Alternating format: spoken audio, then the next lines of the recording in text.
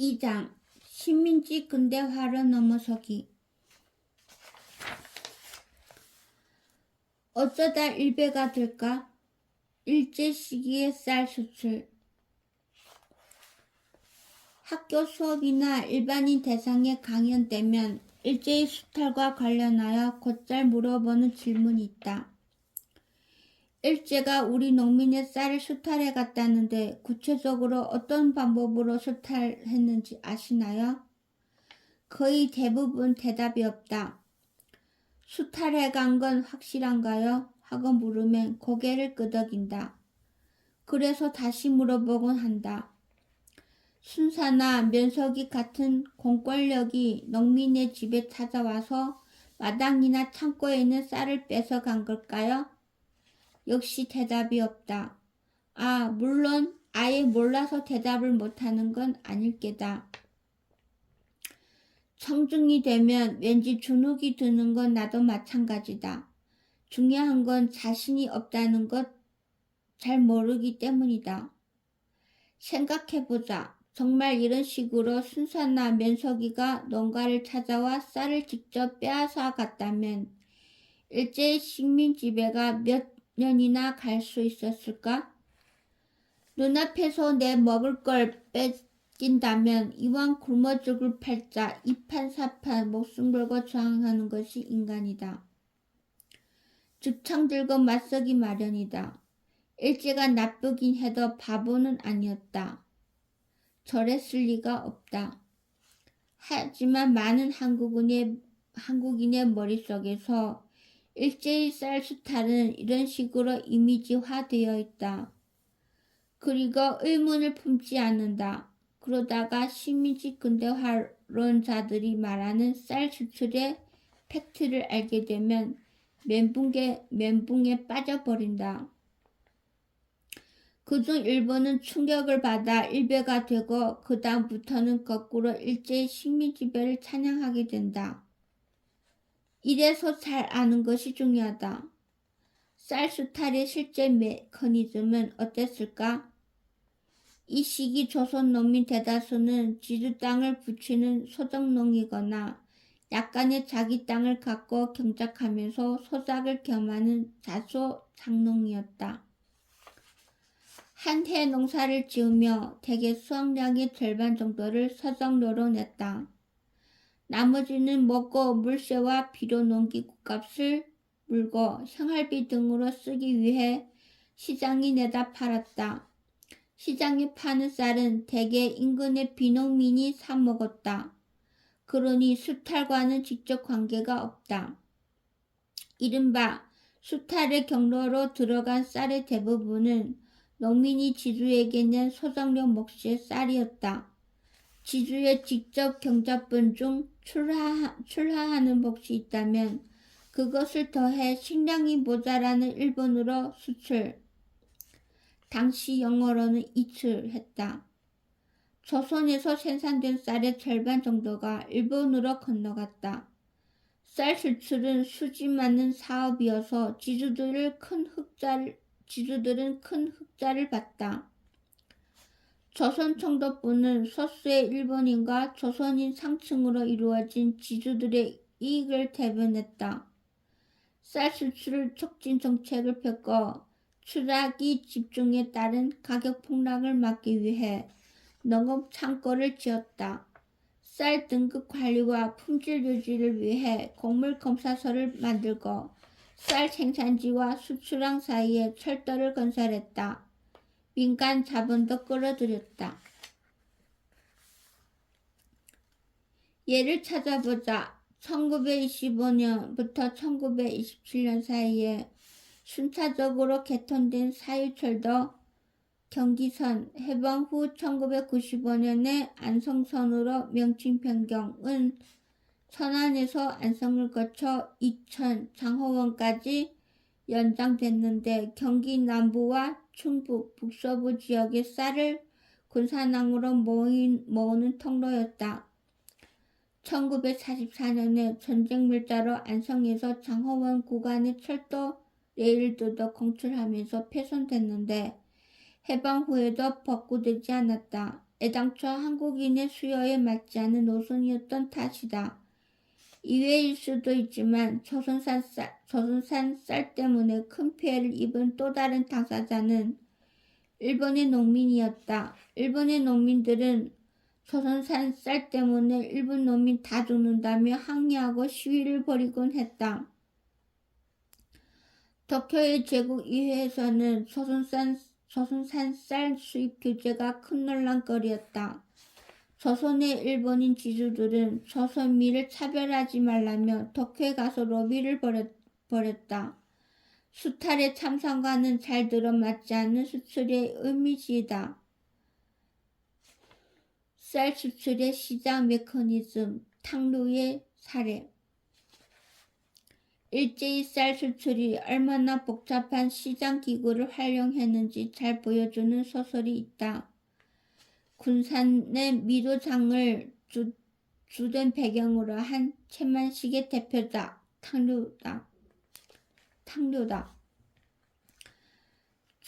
주인공 초봉의 아버지 정주사는 미두 투기에 빠져 재산을 탕진하고서 역시 미두에 빠진 은행원 태수에게 초봉을 억지로 시집보낸다.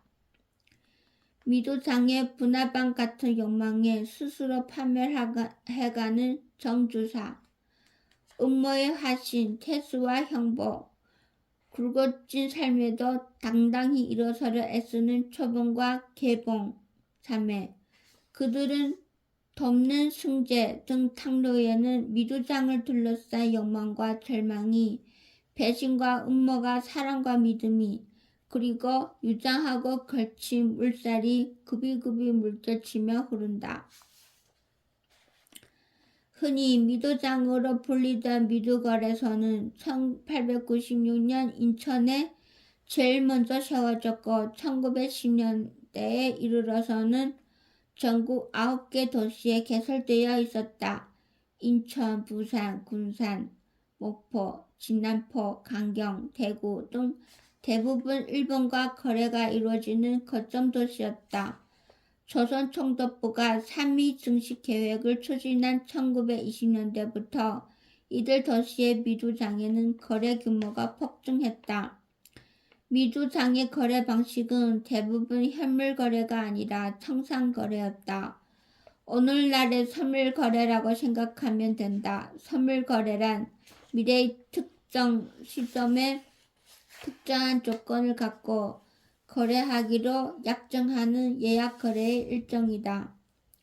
특정 날짜에 석당 얼마의 가격으로 쌀 몇 석을 거래할 수 있는 권리를 사고 파는 것이다.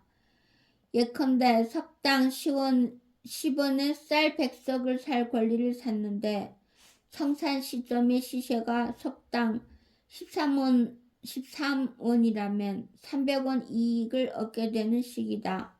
반대로 시세가 10원보다 싸면 그만큼 손해를 보게 된다.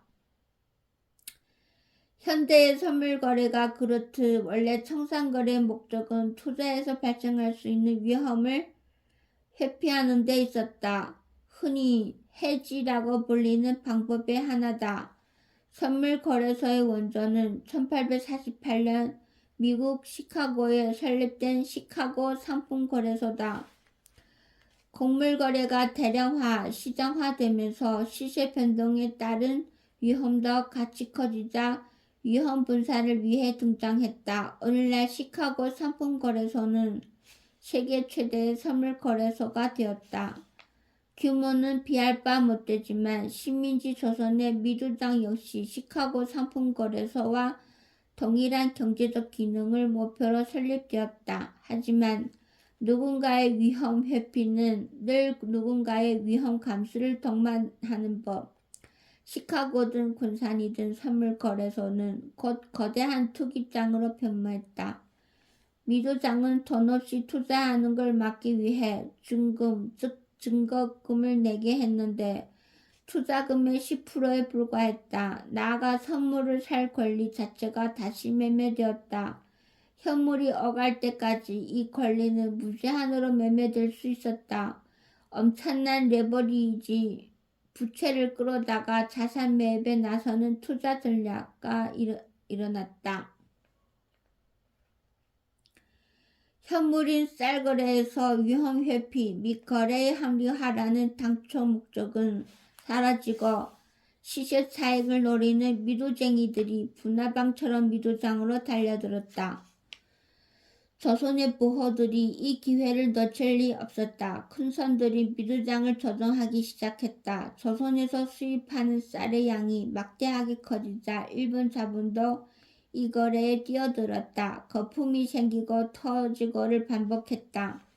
식민지의 우울한 인생들도 너나 할 것 없이 미도쟁이가 되어 이 투기 열풍에 탑승하기 시작했다. 지금의 주식, 코인 열풍과 다를 바 없다.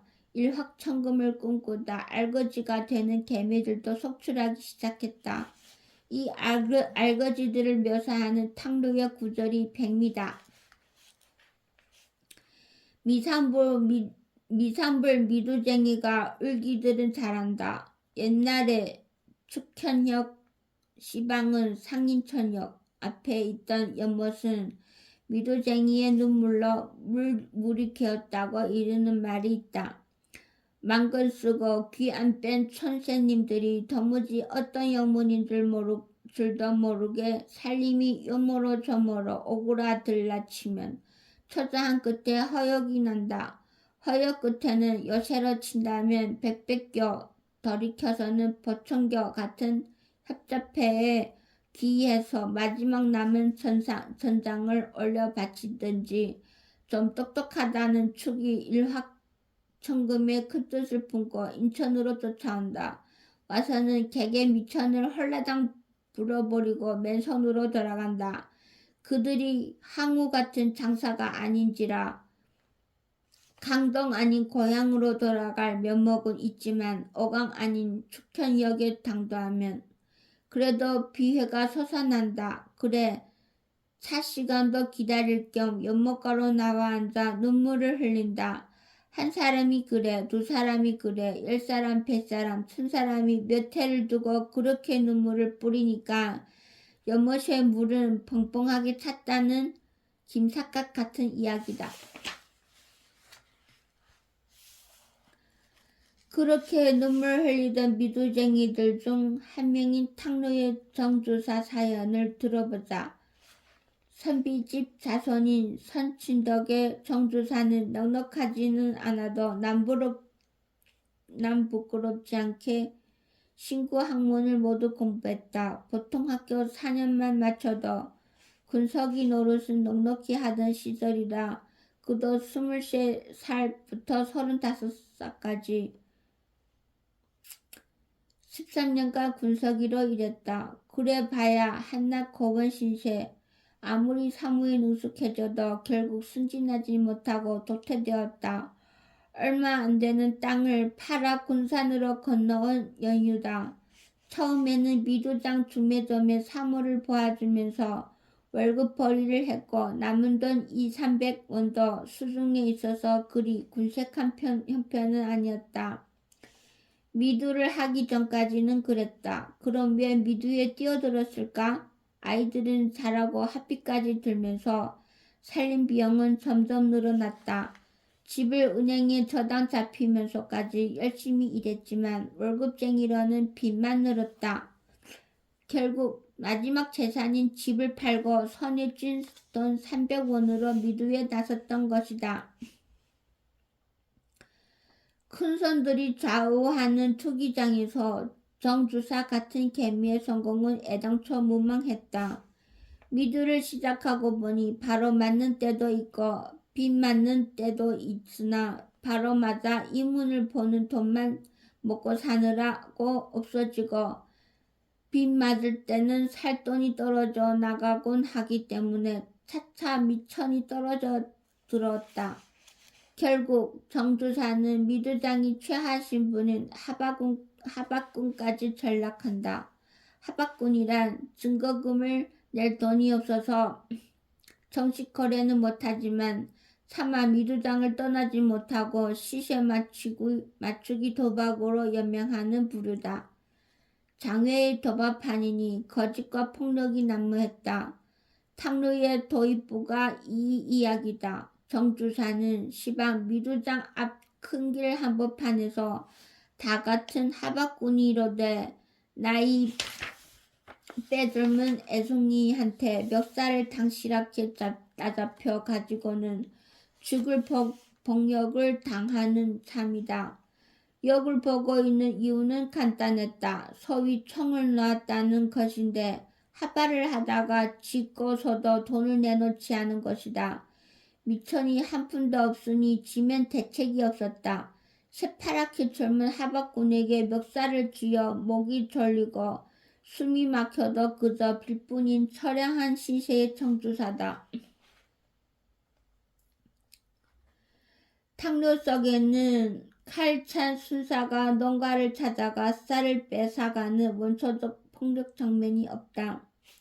대신 자본주의의 첨단 거래 방식인 선물시장의 복잡한 작동 절차와 분화방 같은 투기의 욕망들, 개미들의 눈물로 가득 차 있다. 이 외과는 파생 상품을 거래하는 오늘날의 자본시장과 다르지 않다. 일제는 일본으로 쌀을 뺏어간 것이 아니라 시장기구를 이용해서 사갔다. 개미들의 피눈물이 넘쳐났지만 그건 현대 자본주의도 마찬가지다. 뉴라이트 연구자들이 쌀 수탈이 아니라 쌀 수출이라고 주장하는 이유다. 생산자 농민의 삶. 이대로라면 식민지 조선의 쌀이 일본으로 가는 과정은 어느 날 중국산 배추와 칠레산 포도, 미국산 쌀이 한국에 수입되는 과정과 별반 다를 바 없다. 과연 그럴까? 여기서 우리는 전체적 맥락이라는 것이 얼마나 중요한지 깨닫게 된다. 맥락의 중요성을 알게 해주는 간단한 사례 하나를 떠올려보자. 영국의 정치 철학자이며 문학 비평가인 이사야 벌리는 나치의 유태인 학살을 진술하는데 네 가지 방식이 있을 수 있다고 말한다. 1. 그 나라의 인구가 줄었다. 2. 수백만 명의 사람이 죽었다. 3. 수백만 명의 사람이 죽임을 당했다. 4. 수백만 명의 사람이 학살당했다. 얼핏 보면 일이 가장 객관적으로 사태를 서술한 것처럼 보인다. 하지만 우리는 안다. 그 사태는 단순한 인구 감소나 죽임이 아니라 학살이었음을. 그러므로 일이야말로 가장 악의적인 왜곡이고 사야말로 사태에 대한 가장 객관적인 진술이 된다. 일제 시기의 쌀 수출에 대해서도 우리는 이렇게 말할 수 있다. 지주와 산지 매집상, 수입상, 판매상, 상고업자, 미두장의 토기꾼들이 제각기 주인공으로 등장하는 진술 속에는 막상 쌀을 생산하는 조선인 농민의 삶이 통째로 빠져있다. 그들의 고된 노동, 고율의 소작료, 대부분 소작농이 전담하던 지세와 물세, 비료값 같은 이야기가 빠져있다. 갈수록 악화되던 농가 부채와 고리대 이자율 같은 이야기도 없다. 갈수록 다작농이 줄고 소작농이 늘어나던 양극화의 현실도, 고향을 떠나 도시도 일본으로 만주로 이주하던 이산의 비극도 빠져있다. 무엇보다 식민지 조선의 농민들에게 산미 증식계획이나 일본으로의 쌀 수출을 거부할 권리 같은 건 아예 없었다는 사정도 전혀 고려하지 않는다. 애초에 이들에게 선택의 자유 따위는 없었다. 이런 것들이야말로 현대 미국의 쌀 지배농민, 칠레의 포도 재배농민과 식민지 조선의 농민 사이에 가로놓인 결정적인 차이다. 일제시기 농민 소설의 대표작으로 꼽히는 이기영의 농민 중 한 구절을 보자. 그해 원칠레 논에는 풍년이 들었으니 마음이 벅차야 하는데 그렇지 않다. 근년에는 금비를 주어서 서출이 많다. 그러므로 만일 금비를 사주지 않는 소작이는 소작권을 떼일 염려가 있다. 그것은 지주에게 해가 된다는 것이었다. 하긴 금비를 주어서 소출이 훨씬 많이 난다면 그것은 지주나 소작인이 일반으로 유익할 것 같지만은 실삭인즉 그렇지 않다. 혹시 후한 지주는 비료대를 절반씩 갚아주기도 한다. 원체 비료값을 소작인에게 전부 물리는 것은 지세를 그들에게 부담시키는 것과 일반으로 불공평한 일이다. 그런 것을 반액도 안 물어주는 지주가 많다. 민지주도 예에 빠질 수는 없다. 그런즉 자기네에게는 그 전에 물지 않던 금비 대금이 새로운 부담으로 되지 않는가? 더구나 비료대에는 거의 반년 동안이나 이자가 붙지 않느냐? 그러면 벼 한 섬에 10원씩을 치더라도 오히려 비료값이 부족하지 않은가? 그런데 고가는 점점 떨어지고 금빛값은 점점 올라가니 농촌의 피폐한 이유는 이 한 일에서만 보더라도 좋게 짐작할 수 있지 않느냐? 어쩌다가 농사를 잘 지은 여행도 이래서는 허무하다. 농사를 잘 지은 원칠이가 이럴 적에야 다른 사람들은 말할 것도 없지 않은가. 이전에는 자급비료, 즉 녹비를 사용했지만 이 시기에는 소출을 늘리기 위해 갈수록 화학비료를 많이 쓰게 되었다. 돈 주고 사야 하니 금비라고 불렀다. 수리조합이 늘어나면서 물세 부담도 늘었다. 수확 증대를 위해 비용 투자가 늘어나던 시절이다. 지주들은 소작료로 수확의 절반을 받으면서도 지세, 물세, 비료대 등 비용은 부담하지 않았다. 반분해주면 칭송받는 좋은 지주였다. 그만큼 드물었다. 그러니 실제로 소작농의 몫은 수확량의 절반에도 한참 미쳤다. 소작료 문제를 다룬 만평 조선일보 1924년 1월 1일자에 실린 만평이다. 출처 국사편찬위원회. 기름진 풍채 지주가 달라는 대로 안 주니 이놈 좀 잡아가라며 일찍 경찰에게 말하자 소작이는 내야 무슨 죄가 있어 목구멍이 원수여 라고 답한다. 이에 일제 경찰은 이놈아 야가 맛이 시끄럽다 라며 소작이를 포박해 잡아가는 장면이 묘사되어 있다.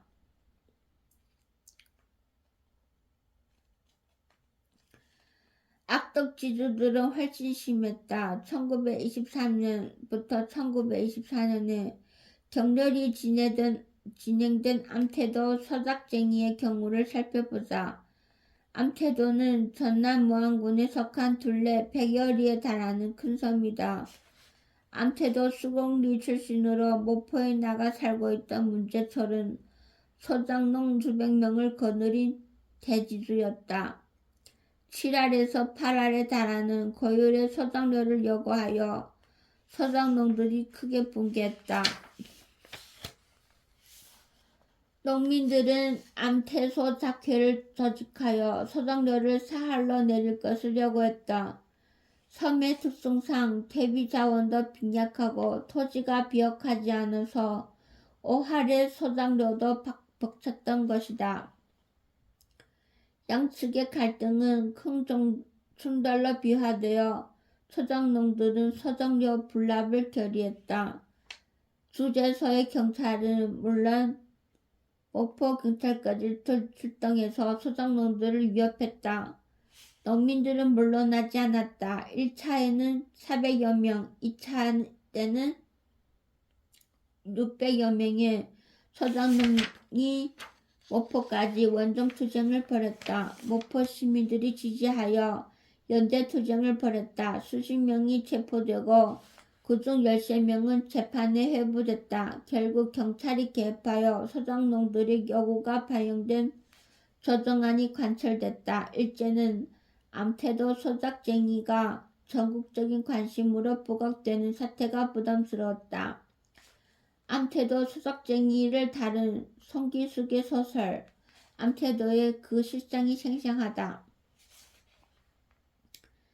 소작인들이 소작료를 지고 지주집에 가면 다시 섬을 풀어 맞이를 했는데 말잡이가 맞이를 하기 전에 별을 멍석에 늘어놓고 쇠가죽 부채로 한바탕색의 부채질을 했다. 이 쇠가죽 부채는 크기가 커진 방석 반쪽만 했는데 이것으로 한번 붙이면 집에서 일껏 키지를 해갔는데 또 쭉정이가 불티 날아가듯 날아갔다. 마치 쭉정이가 살아 그렇게 붙어있다가 가죽 부채에 놀라 날아가기라도 하는 것 같았다. 말랑고는 그 쭉정이 나간 것으로 어림잡아 2대 혹은 서대를 미리 더 받아냈다. 그래서 소작인들은 그에 대비해서 오쟁이에다 그만큼씩 미리 별을 더 담아가야 했다. 그러나 이 쇠가죽 부채질은 소작료 걸태질하는 장가락에 불과했다. 패맥이 반타작으로 소작료를 받다가 잡을도조, 간평도조로 소작료를 받아가는 방식이 바뀌면서부터 이게 소작료라기보다 가만히 세워놓고 생고를 내간다 하게 무시했다.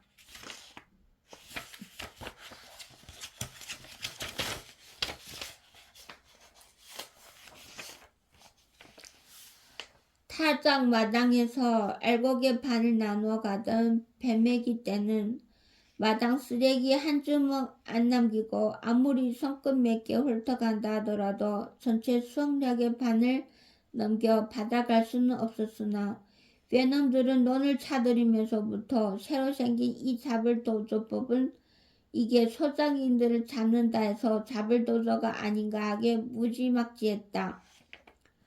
가을에 벼가 익어 알이 여물어 가면 지주가 현지에 나와서 간팽이라는 것을 했다.